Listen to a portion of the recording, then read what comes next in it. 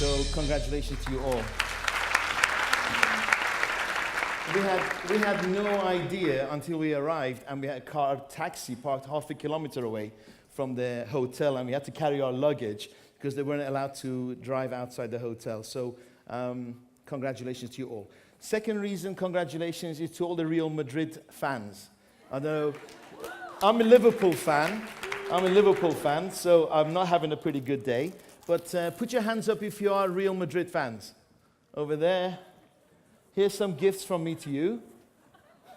Now, I didn't realize today was a competition. So if I have to play the emotional card, if you want to vote for me, think about my kids. They want their dad to be a winner, right? Here's some for you. Thank you.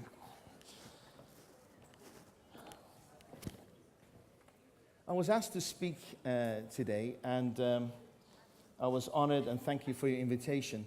I spoke 3 weeks ago in our offices in Georgia, and lots of people came over, and the organizer of the event came over and asked me to speak today. So, again, I'm honored to be here. Let me tell you a little bit of story. The reason I'm on this stage is not because I get fulfillment from standing here, okay? The reason is probably one of the guys that I met earlier on in my life. I'd like to share that story with you. By the way, my life here depends on the translators, and I'm hoping you all speak great English. Because if I crack a joke and you get it 30 seconds later, my joke is ruined, right? So when I crack a joke and I say, joke, you all laugh. So I was in a wedding about 20-odd years ago, and I'm a born Muslim, but I don't really have a religion, really. And I was sitting in this Jewish wedding, and I sat next to an old rabbi. And the bride and the bridegroom were sitting at the top table, and their grandparents were wheeled in. They were wheeled in on these wheelchairs, and I was told that they were actually both in hospital, and they had days to live. And everybody stood up, and they got to see their granddaughter getting married. The rabbi knocked me on my leg, and he said, "Can I tell you something?" And I was like, "Oh, go on then." And he said, "I've seen people die in 3 ways." I said, "Okay, tell me." He says, "I've seen a guy or a girl or a lady who's had an amazing life. And they're old, and all the family are around them, and they're ready to go. And all the family wishes them well, and they bid them farewell. And I'm really, really happy for those people. The second one is when they have so much ailments and sicknesses in life, and they're ready to go, they want to go, because life is not that joyful anymore. And when they go, I'm really, really happy for them." So I said, "What's the third?" He goes, "Do you really want to know what's the third way people die?" I said, "Sure, tell me." And he says, "The third way people die is horrible, and I don't wish it on anyone." I said, "Well, what is that?" He goes, "They're old, and they look back at their lives, and they had regrets. And they can never have those time back. And I never wish that on anybody, because it's the most painful death." And I really thought about it, went home, and I thought, I don't want a death like that. As an employee, having to listen to other people that I didn't actually share their values with, does that make me happy? Or do I want to have a joyous life? I take risks, I fall by my sword, I win, I lose, but I'm responsible. And when I'm in that rocking chair, looking back at my life, I'll go, wow, it was pretty good. No regrets. So a little bit about me. This is where I get a bit shy. Right now, I am the luckiest man on the planet. I feel. I have homes in Dubai. I have a beautiful home in Thailand. I can go back and forth from working in Dubai, going to Thailand. I have all the cars you could imagine. And when I was poor, I actually always wanted 1 car a day, because I thought that's a sign of being rich. So now I've got 8 cars. But it's only 7 days to a week, so my wife's on my case about selling my 8th car. But does that really make you happy? And I'm not telling you this. I have my own business. 120 people work for me. I have an office in New York. I have an office in Dubai. We have an office in Tbilisi, and some of my staff are here. And I'm not trying to impress you. But what I want to do is tell you a little bit about me. 8 years ago, I was 44 years of age. 8 years ago, I was 44 years of age. So how old am I today? How old am I today? Who said 52? No, you know how old I am. That's cheating, right? For you, some at the back. Over there. And I'll get you some later. I need audience participation here, guys. Come on. 8 years ago, I lost everything I owned. Everything I owned. I was living in the UK. I was worth around $50 million. We had about 600 staff working for us.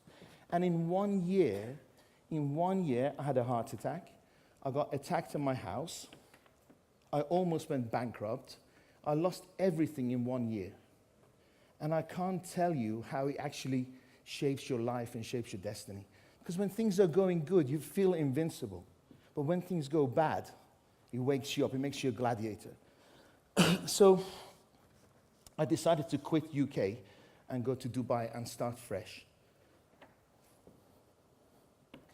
The question was, when I was invited here, I said, what's the topic of the evening? And he said, the topic of the evening is about winning. So I don't know if you remember the title of my talk is about losing my way to happiness. Because life is tough. Life is tough. Do we win at everything we do? No. Do we lose at everything we do? No. It all depends on our internal dialogue. Now, do you know what an internal dialogue is? We think at 4,000 words per minute. So as I'm talking, the fastest I can talk is 1,000 words per minute. So the other 3,000 words per minute, you're having an internal dialogue with yourselves. Some of you are thinking, I don't like the shine on his head. Some of you are thinking, wow, what a great body. No, I know you're not, okay? But all right, I'll give you some more prizes. That was a joke. Some to the back. So this internal dialogue is going on all the time. This internal dialogue is going on all the time. It's very easy, it's very, very easy to be motivated when the chips are down. You know, in a world boxing championship, the top guy, everybody aims for. But when you're at the top, it's the toughest thing to do to keep your title. So it's easy to get motivated when the chips are down, but it's hardest when the things are going good. So, do we win all the time? I think life's a battle. I think life is hard. It's what you make of it. When I was 4 years of age, my father, I'm Iranian born, and my father passed away when I was 4. I was taken away and given to my grandfather, and my grandfather died when I was 7. So what I noticed is lots of people dying in my life at a very young age. Now, the way I thought about it, somehow my DNA was very optimistic, so I didn't think maybe I was blessed instead of cursed. So I look at it in a positive way, and I realized that life is short. Most people live life like it's going to live forever. 7.5 minutes. Most people live life like they're going to be living forever. Life is really, really short. So what I learned from that experience was put urgency in my life. So when I sit with someone and somebody says, I'll start next week, why not start now? Why not do it now? So that urgency makes things happen for me in a very short period of time. When I sit down in a sales company or in a sales situation, when most salespeople walk away when they give somebody a proposal, I win the order because I walk across the desk. I shake their hands and say, when do you want me to start? Just because I have that urgency. When I was 13, there was the Iranian Revolution. Some of you are too young to remember, but my mother took my sister and I and took us to England. I couldn't speak a word of English. So I had my ass kicked for 2 years at school. I was bullied every single day. Every single day. But you know what? I wasn't going to get defeated. So I took up martial arts. I still had my ass kicked, right? Joke. Right, you have to do it again. I took up martial arts, and I still had my ass kicked. Right, okay. Then I realized to fit in, I had to speak the perfect English. Because again, I stood out. So I really made an effort. I had extra curriculum lessons to make sure that I spoke the perfect English so I didn't stand out in the English marketplace.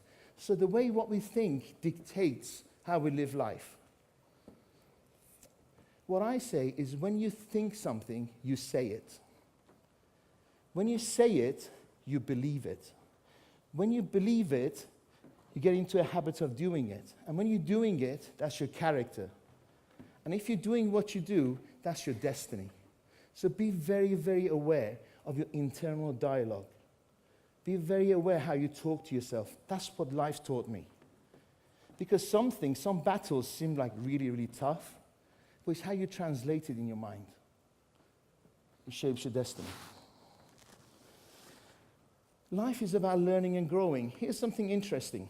We're the only species on the planet that don't fulfill our true potential. We're the only species on the planet that don't fulfill our true potential. Does that make sense? If you feed a plant, give it enough light, it grows to its full potential. If you feed the dog and look after it, it'll go to its full size. Why is it as humans we don't achieve our full potential? Anyone? More bands? Somebody shout, why don't we achieve our full potential? Because God's given us the power of thought, the power of choice. The plant doesn't have a choice. We as humans have a power of thought. We can decide what our destiny can be like. We can choose our path. But most of us, for whatever reason, as some great speakers before me said, most of us choose not to take that path.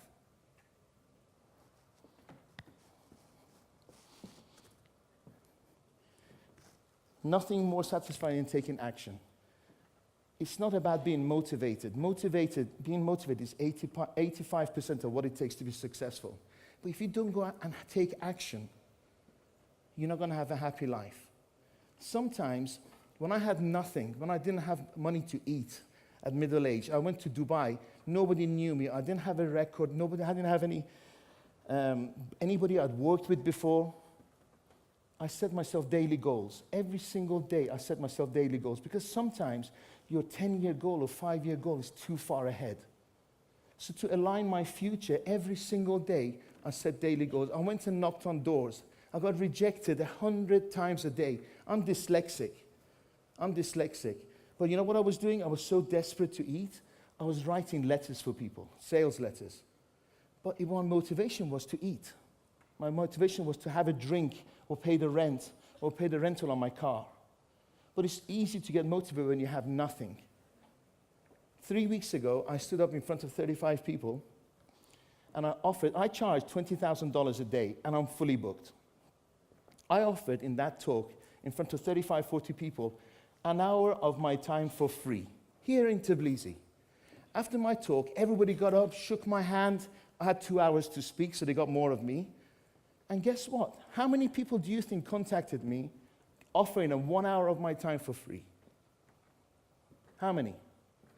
0. 0 people contacted me. All they have to do was pick up the phone and I was there for them. But 0 people did. To me, I ask you this question, do they want to succeed badly enough? No, because we can always talk a good talk, but taking action is everything. And it wasn't that painful. In Dubai, millions of people, hundreds of thousands of people are building this amazing city. This incredible city, but most of them lift bricks, go up a 200-story flight of stairs and buildings. That's hard work. All I asked was for someone to pick up the phone and call me, and I was there for them, and not one person called. As well as being the luckiest man on planet, I'm actually the most selfish person on the planet. Because when I stand on stage, my source of happiness is actually contributing, knowing that maybe 1 or 2 of you will get inspired enough to make something of your life. And by giving that and getting you guys inspired, I actually get inspired myself. So my purpose in life, my happiness, is to be able to contribute and change most of your, or some of your lives. And it'll be an honor. I have 1.5 minutes, so I'm going to tell you a quick story. It's an old Chinese proverb. There was an old farmer, and he had a horse. And this horse did everything in his farmhouse. And one day, this horse runs off. Next door neighbor runs when he hears this story and says, "Oh, farmer, this is really bad news. Your horse has run away." He goes, "My horse has run away, but it could be good news or it could be bad news." 4 days later, the horse comes back with another 10 horses. So the farmer, the next door neighbor comes and says, dear farmer, it's really, really good news. Your horse has come back with 10 more. He goes, well, here's a horse for you, but it could be good news or it could be bad news. His son hears that the horses are back, jumps on one of the horses and starts riding it. He falls off a horse and breaks his leg. So the neighbor hears this story, comes and says, I'm so sorry, I heard your son broke his leg and he can't ride a horse anymore. He goes, well, it could be good news or it could be bad news. 2 days later, the Chinese emperor declares war on Japan and asks all the people, all the men of all the families to go and fight for the war against Japan. But the farmer's son couldn't go to the war. Why? Because he had a broken leg. So what happens in our life is the decision and the choices we make. I listened to Steve Jobs' lecture, and he said when you look back at your life, somehow all the dots connect. So whether you're going through good times or bad times, it's how your internal dialogue translates it. And make sure all those dots all connect. Thank you very much, Lee, for having me. And if I missed out on any of the bands, come and see me later.